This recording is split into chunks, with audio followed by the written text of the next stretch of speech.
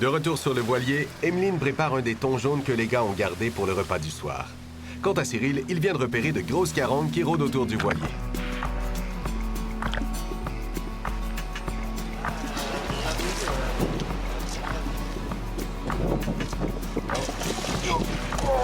Une carangue juste ici, derrière le bateau.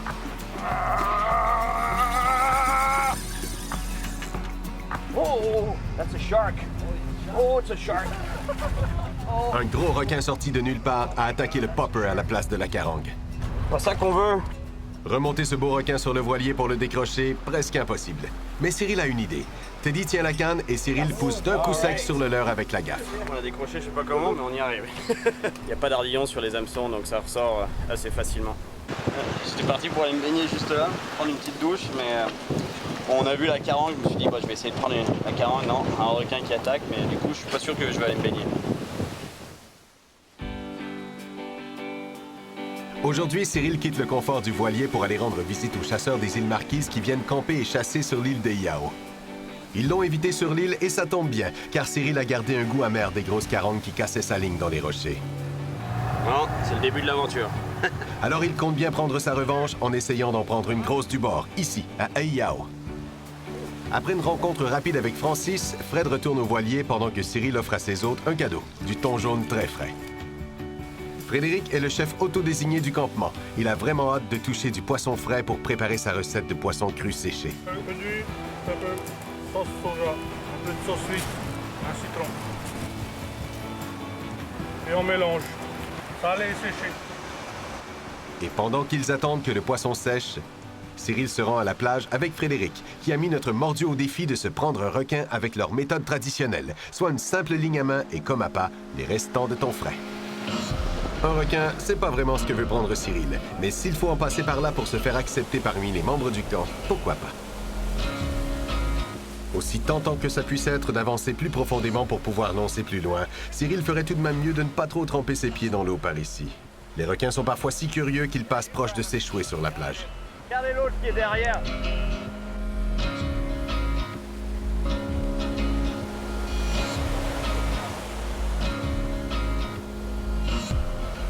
Fish on.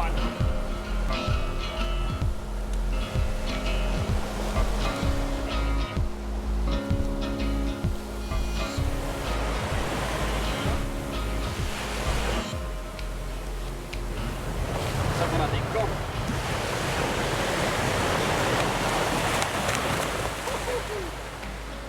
Évidemment, ce n'est pas le genre d'activité à tenter chez vous.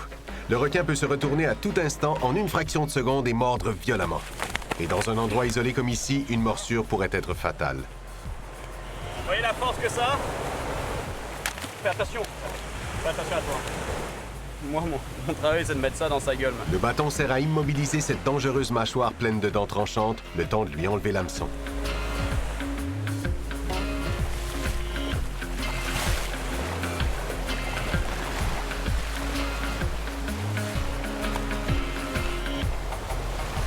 Moi, j'ose à peine le toucher, lui. Blam, il y va, il le porte comme un petit chien.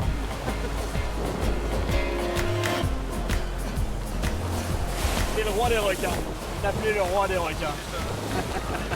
On dit, t'es pas capable de prendre un requin. Je dis, si, on va essayer. Pourquoi pas? Un gros comme ça, je le touche pas trop comme lui. Surtout pas comme lui. Il est vraiment à l'aise avec. Philippe, un des chasseurs, est de retour de sa chasse sur le haut plateau de l'île. Il rapporte du mouton bien frais. Pendant ce temps, le reste de l'équipe prépare sa propre expédition de chasse. C'est bon là, l'habillement? Je vais pas faire peur aux cochons? Là, il y a de l'eau là. Et vous, là, combien de temps vous passez ici? Toi, ça fait 2 mois et 1 semaine? Il nous reste encore 1 mois. On a aussi un vieux acteur qui est au-dessus. Si Ah, on va le voir? Ouais. Ah ouais? Toi aussi, tu viens chasser?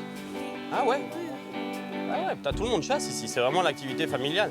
Cyril fait donc partie de l'équipe aujourd'hui, car il est curieux de découvrir l'intérieur de l'île. En plus, le vieux monsieur dont parle notre ami chasseur est en fait Michel Charleux, un archéologue français qui a fait plusieurs missions seul sur Iao pour étudier l'histoire de cette mystérieuse île. Cyril compte bien lui poser quelques questions, mais son campement est à 5 heures de marche d'ici, sous une chaleur accablante.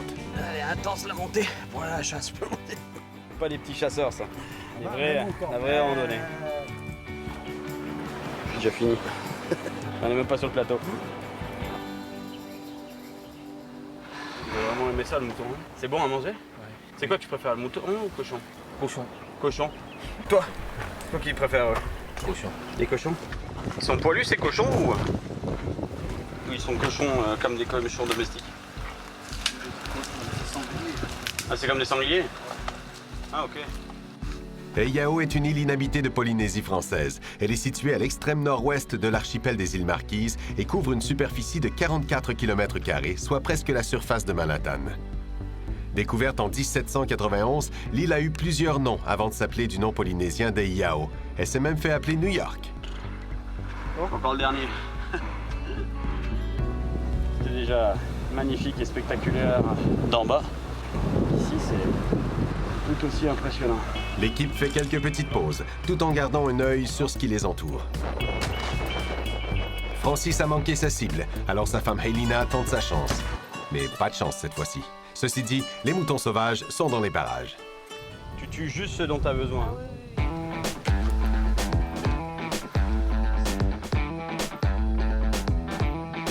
Oh, ok.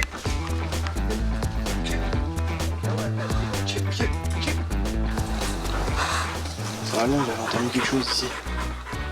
En effet, les gars avaient bel et bien entendu un cochon sauvage, mais ce n'était qu'un petit. Qu'est-ce que tu vas lui faire? Je vais les boules. Tu veux lui couper les couilles? Oui. Et il meurt pas si tu lui coupes les testicules comme ça? Non, non. Il va devenir plus gros?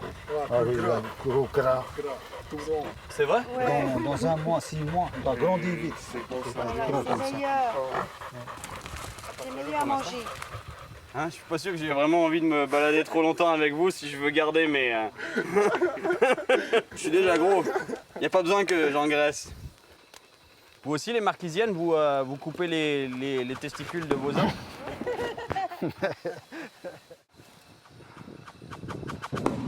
C'est la planète des singes ici. Cyril et le groupe arrivent finalement au campement de recherche de Monsieur Charles. Cependant, avant de commencer à interroger l'archéologue passionné qui passe plus de 4 mois par an seul sur l'île de Heiao, Cyril jette un dernier regard sur le vaste flanc de la C'est montagne. vraiment bizarre ce rocher au milieu de cette île qui sort au milieu de l'océan Pacifique, c'est hallucinant. Une falaise presque verticale sur 200-300 mètres de hauteur. On se demande d'où ça sort. Ouais, ok, c'est un volcan, mais pourquoi ça fait des falaises verticales comme ça? Et après de nombreuses années de recherche dans le Pacifique Sud et Heiao, notre archéologue aura sans doute toutes les réponses pour Cyril. Donc, il y a à peu près 5,5 millions d'années, tu as un volcan qui s'était commencé à se faire sur le plancher océanique, qui est sorti de l'eau. Deuxième étape, la chambre magmatique s'étant complètement vidée du magma. Tu as tout le volcan qui s'est effondré sur lui-même. Troisième étape, il y a les 3/4 du volcan qui s'effondrent, parce que ça, c'est pas daté. Soulèvement de la partie sud-ouest et effondrement de la partie nord-est. Ok, d'où l'explication de ces falaises abruptes. Voilà. Il y a des sites construits qui dénotent un groupe humain hiérarchisé avec des chefs, avec des gens qui travaillaient, etc. Peut-être 5, 600, 700, 900 personnes qui habitaient ici. Ah ouais. Ouais. Les moutons et les cochons, ils viennent d'où? Alors les cochons, ils ont été apportés par les Marquisiens, les premiers Marquisiens qui sont arrivés. Hein, Ok. Donc ça c'est les cochons. Ils ont amené les sangliers en fait. C'est des sangliers hein? Oui, c'est des cochons sauvages quoi. Ouais. Voilà. D'ailleurs, durant l'ascension de la montagne, Cyril a pu voir ce fameux cochon sauvage de très près. Ah, il est beau celui-là.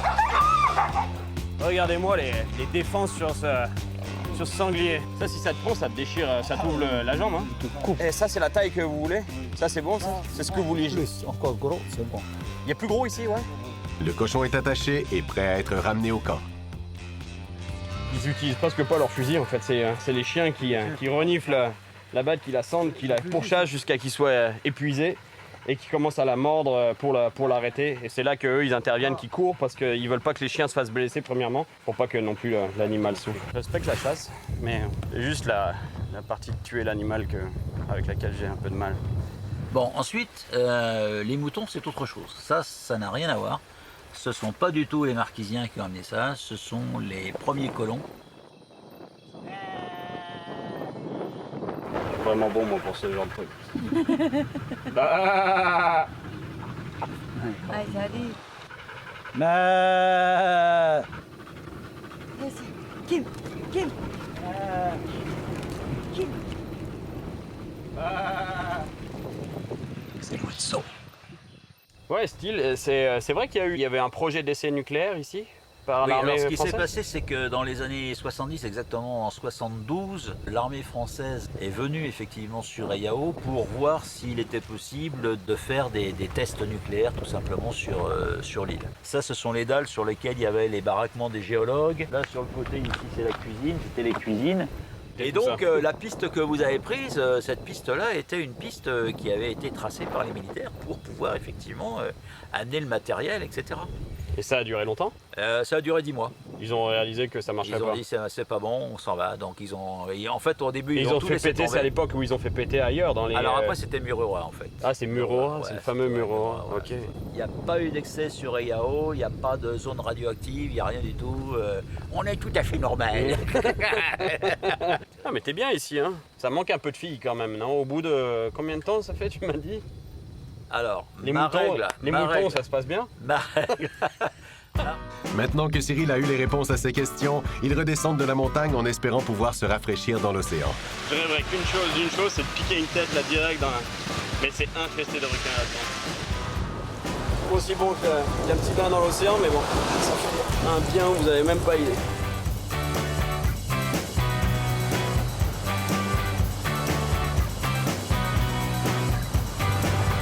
Le cochon, il est déjà tout découpé, il est déjà dans le baril. Et là, tout ça, ça c'est du mouton aussi. Et il le sale, il met de l'ail pour le conserver en fait.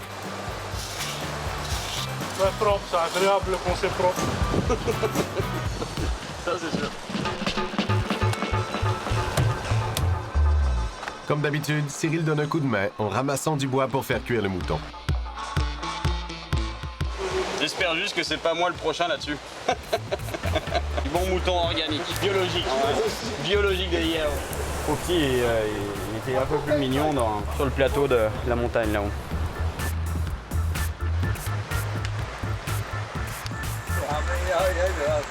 Tu me recoupes un petit morceau? Ouais, pas tout. Oh le michoui.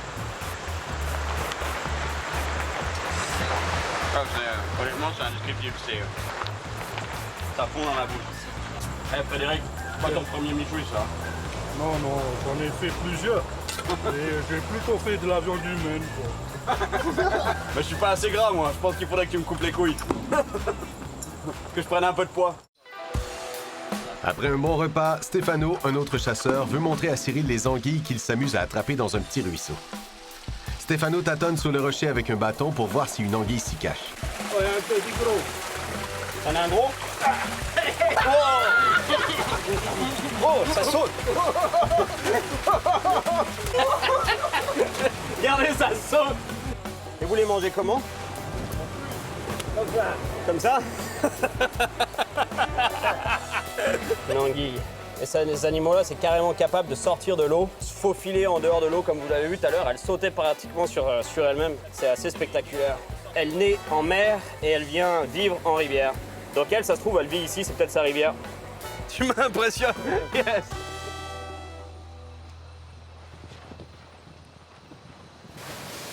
C'est pas beau ça? Faire ce qu'on a à faire devant l'océan Pacifique.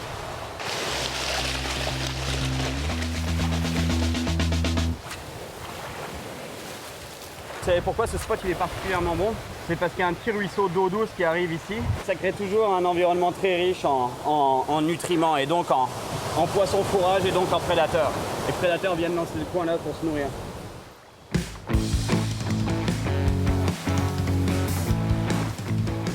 Il y a des requins de partout ici. Ils viennent vraiment en peu d'eau. Ils viennent chasser dans les vagues. Je sais pas ce qu'ils bouffent d'ailleurs, c'est bizarre. Ils sont vraiment collés à la plage.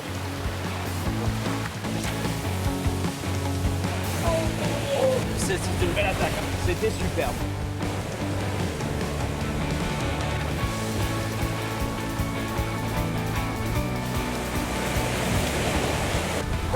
L'idée quand vous avez un poisson comme ça pris de la plage, ce que vous voulez faire c'est reculer sur la plage comme j'ai fait en fait. Plutôt que de garder les pieds dans l'eau, vous aurez beaucoup plus de facilité à sortir le poisson. Ça y est, notre mordu prend des carangues du bord comme il le souhaitait. Cyril a repéré de plus grosses carangues, mais elles sont trop loin de la plage. Alors pour pouvoir les atteindre au lancer et malgré les vagues dangereuses, il décide de tenter sa chance depuis la pointe des rochers.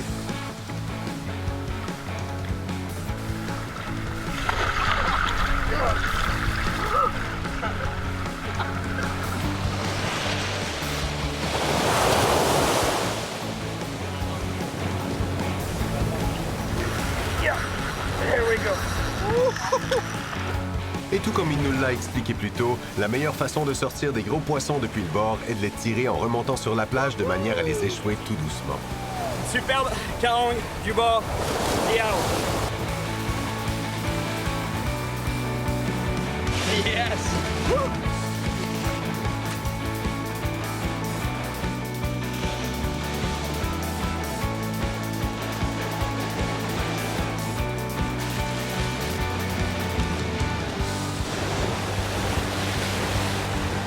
Regardez-moi ça, les carangues là-bas, c'est hallucinant.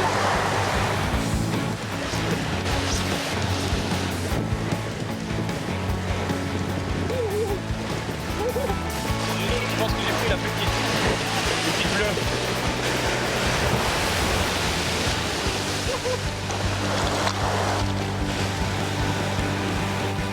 Cyril monte un plus gros leurre bien lourd, question de gagner en distance de lancer et d'atteindre les très grosses carangues qu'il voit chasser au loin.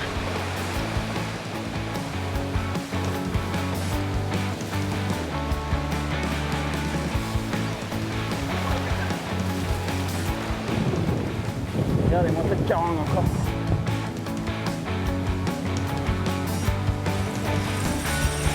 Elle fait 30 kilos celle-là. Regardez ça, on dirait. Regardez-moi ça. Oh. Requin. Elle était grosse, celle-là, elle devait faire dans les 30 kilos, je pense. Au lieu de se faire couper par les rochers comme à Nukuiva, maintenant ce sont les requins qui cassent la ligne. Mais Cyril compte bien en sortir une énorme avant que les requins ne la dévorent. Là, c'est une belle carangue.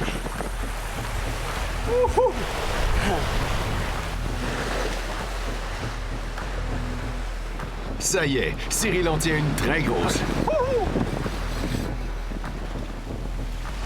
Le frein de son moulinet presque bloqué, Cyril tire sur ce poisson très fort pour le ramener au bord le plus vite possible.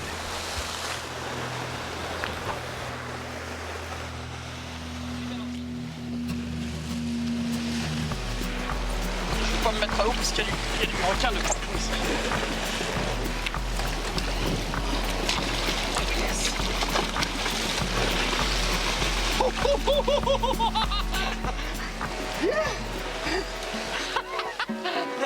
Yes. Complètement détruit. Et elle a arraché le câble du corps du leurre, du classique. Yes.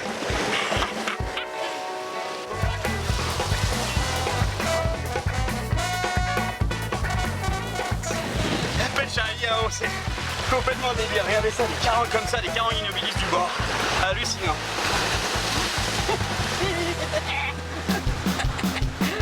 Et regardez, mon pote il est pas cool. Regardez la coupe de cheveux. Le jeu vidéo Super Mario. Vous savez le petit bonhomme avec sa casquette puis sa moustache. Chaque fois que je le vois, je pense à Super Mario. Et vous êtes encore là vous?